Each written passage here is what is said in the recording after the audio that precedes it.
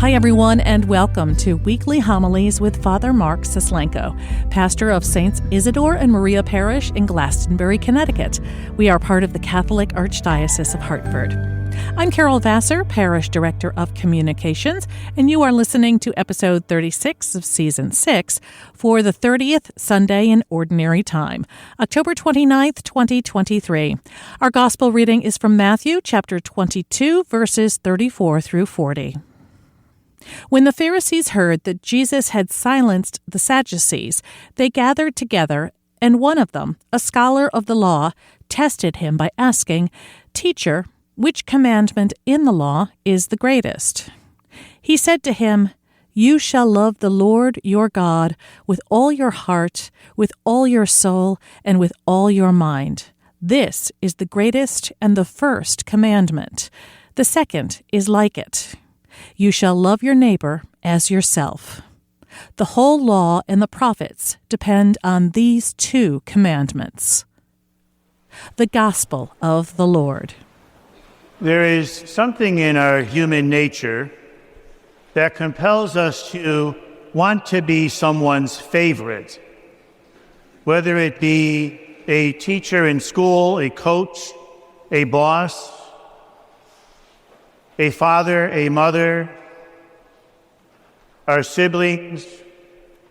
We desire to be seen and recognized as someone's favorite, that someone looks at us and recognizes our special uniqueness, our talents, our giftedness, and sees them almost as more important as someone else's. To be seen in this special, more endearing light. And so I'm sure all of us, at one point or another, have found ourselves wrestling with this need to be someone's favorite. If we struggle with this on a human level, we must also struggle with it on a divine level. I think there is also within us this desire to be seen as one of God's favorites, to have God shower His mercy and His graces upon me, either because of what I do or simply because of who I am or what my particular need might be at that moment. We desire to be God's favorite. And we look out at the expanse of the divine majesty of how God has created all of the heavens and the earth, the vastness of the universe.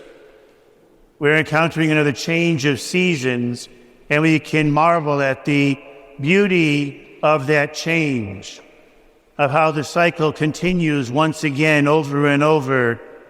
And we realize that God is the author and the creator of all of this that's before us, even that small blade of grass that I walked on this morning. And then we look at ourselves and we wonder, how can God, in the midst of all of this greatness, see me as one of His favorites? How can that be? And we tend to look at what we don't do right versus what we do. And we get caught up in our weakness and our sinfulness, in our conflicted lives, in our poor decisions, in our self-concept, and the list goes on, to convince us of why we shouldn't be God's favorite.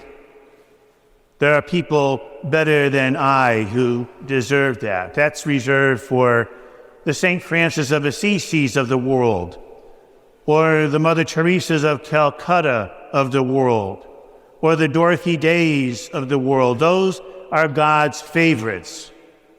I am not in league with them. And so the idea of being one of God's favorites is cast aside. When God creates, God invests Himself. So think about this for a moment. If we ponder God and the vastness of the universe, it's very easy for God to become very impersonal. We can almost begin to talk about God as if He were simply an energy or some force, a life force, or some power, or something other than a personal intimate God. And so God can get lost in the vastness of things. But if we bring it closer to home, we begin to touch a God who's not so impersonal, that really is quite personal indeed. Consider this. When God created you as the person you know yourself to be, He didn't just randomly do that. He didn't leave it to an assembly line of angels to figure out how to put you together because He had other agendas on His mind. God, in all of His power, in all of His love, in all of His presence, chose to delight in the creation of who you are. It was a work of art in a moment of time where He assembled the pieces of your soul together as you are as a person, with intent, on purpose, and in love. He didn't just create you, He delighted in you. He fashioned you. He made you the one-of-a-kind, only creation that you are. And you cannot be replaced. I cannot be replaced. No human being can be replaced because we're all uniquely fashioned in the image of God Himself. And so we look to the essence of our soul for this spark of divine love, for this presence of God's love, for this specialness that God has given to me and only to me. It is there that I now have a very personal and close and loving and intimate relationship with this God who also created everything around me, but at that moment in time left Himself within me as well. And that divine love exists at the core of who I am. And I can love myself because of the gift of who I am. I can love myself because God loves me.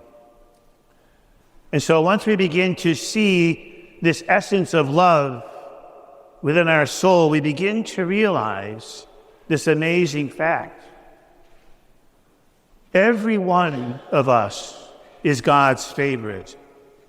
Each one of us has a claim with God, and He has a claim on us, unlike anyone else. Each one of us is endowed with that favored blessing. Each one of us is a special and unique gift. All of our brothers and sisters. And the essence of that love binds us together as one human family, but it also binds us together with our Creator in this intimate bond of loving relationship.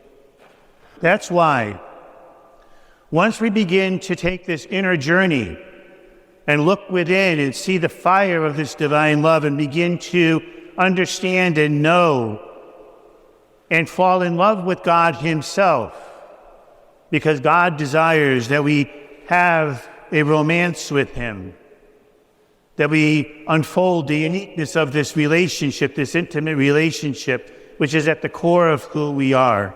Once we begin to touch that, then we realize how we're connected to this bigger web of the human family, and it becomes unthinkable, unbearable to even consider doing harm to anyone else. It becomes unthinkable, unbearable to even place ourselves above another human being or to see someone as being below us. It becomes unbearable and unthinkable to take up the sword.